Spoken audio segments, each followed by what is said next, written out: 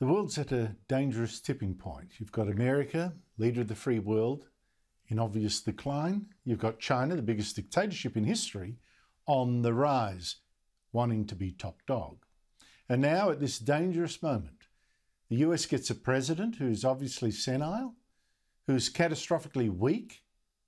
I mean, it's hard to exaggerate how dangerously bad Joe Biden is, how closer to war we are as a result, when the US is led by a man so weak that he seems to doze off even during a meeting last week with Israel's Prime Minister. And just have a look at the last week. Biden's already had the Taliban take over Afghanistan after he suddenly pulled out all US troops, so fast that it actually left the Taliban a massive amount of US armoury, including up to 2,000 armoured vehicles and 40 aircraft and bundles of cash. Biden has already also left US allies trapped in Afghanistan because he failed to keep a secure US base in the country. And his officials were then left so dependent on Taliban security that they even, in a brainless moment, gave the Taliban a list of Afghan allies to help evacuate. A list that the Taliban can now use to find and punish those former enemies of it. And then last week came the suicide bomber who killed some 200 people at the airport, including 13 US troops. And Biden, by then, seemed broken. In his press conference after that tragedy, he even had the shame to hide behind his dead son, Beau, falsely implying that his son's war service had caused his fatal brain cancer. So, as a result, Biden then knew what those grieving families were going through, what it was to lose a son in action. When he came home after a year in Iraq, he was diagnosed, like many, many coming home, with an aggressive and lethal cancer of the brain. We lost. You get this feeling like you're being sucked into a black hole in the middle of your chest. There's no way out.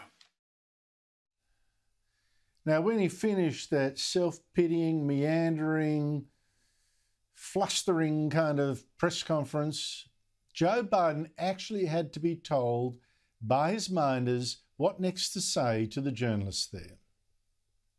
Ladies and gentlemen, they gave me a list here. The first person I was instructed to call on was Kelly O'Donnell of NBC.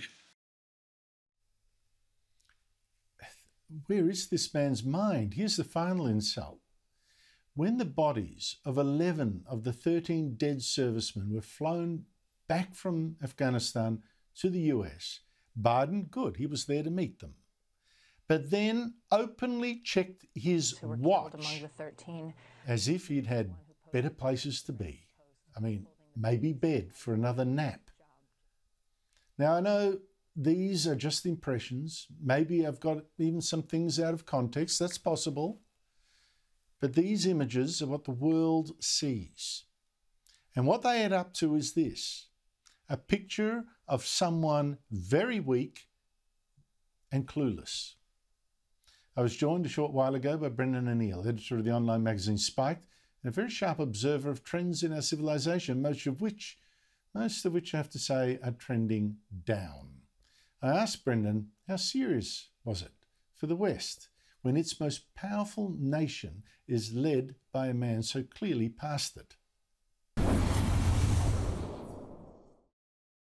It's very serious indeed. I mean, if we look at what Joe Biden has done to Afghanistan via this withdrawal, I mean, this is the kind of person who should not be in charge of America and, by extension, a lot of the world. I mean, he has left the Taliban with, 20,000 Humvees, 170 tanks, hundreds of thousands of guns, and more than 100 helicopters. So this is how the war on terror ends. The war on terror ends with the American president, Joe Biden, arming the side that attacked America on 9/11 20 years ago. It is just extraordinary. He has just handed an incredible victory, military and political, to this ruthless Islamist movement, which has close ties to Al-Qaeda. Any president who does that is not fit for the job, and people have to wake up to that fact. It really scares me, Brendan, because, I mean, it's not just the culture wars, there's the real wars we've got to think about. It's always a point of danger when you get a rising power that thinks it's time for its moment in the sun, obviously in this case China, meeting a declining power that might still lash out, one last slash if that rising power challenges it too much. I just wonder what message China is going to take out of this. Well, that's the thing, what message is this going to send to other countries around the world? I mean, China will be, and Iran as well, and Russia, they will be watching the events in Afghanistan with keen interest. And what they will see is an American empire in decline. They will see that America has become an untrustworthy ally.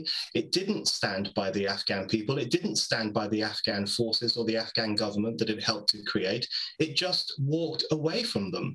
So the message that this sends to the world is that America doesn't have much of a backbone. It doesn't have a stomach for a fight. It abandons its allies at the first sign of trouble, and it cannot be trusted. And this will benefit enormously America's opponents, especially China, which is already making moves to have a healthy relationship with the Taliban, a fruitful relationship with the Taliban.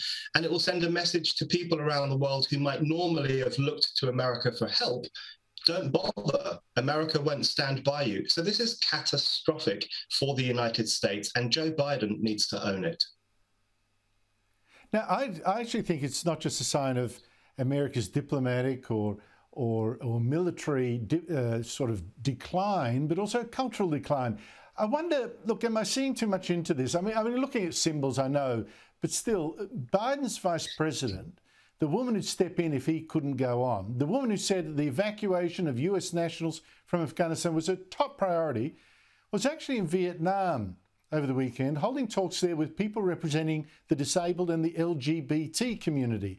Somehow, Brendan, that strikes me as rather telling. Very telling indeed. I mean, it's such a delicious irony in some ways. You have the vice president in a former country that America was at war with for a long time, and where America walked away in 1975 in the infamous Saigon withdrawal, and she's there in that country, in Vietnam, pushing this woke agenda onto the local people and refusing to talk about Afghanistan, the new theatre of America's decline, the new theatre that demonstrates that America is a power on the way out on the global stage. So it was really, really telling. And what it suggests is that part of the problem for the United States now is wokeness. Wokeness, I think, is the form that decadence now takes. This is like the last days of the Roman Empire, twiddling your thumbs while Rome burns. What we have in the United States situation is pushing naff, stupid woke politics about gender and whatever else it might be, while the world burns, while Afghanistan burns. This is a decadent regime in Washington. Wokeness is their gospel. And I think the sooner American people and other people wake up to that, the better. Yeah, but they haven't got much to wake up to. If Biden goes, Kamala Harris takes over. I mean, how's America better then? That's a tragedy of this.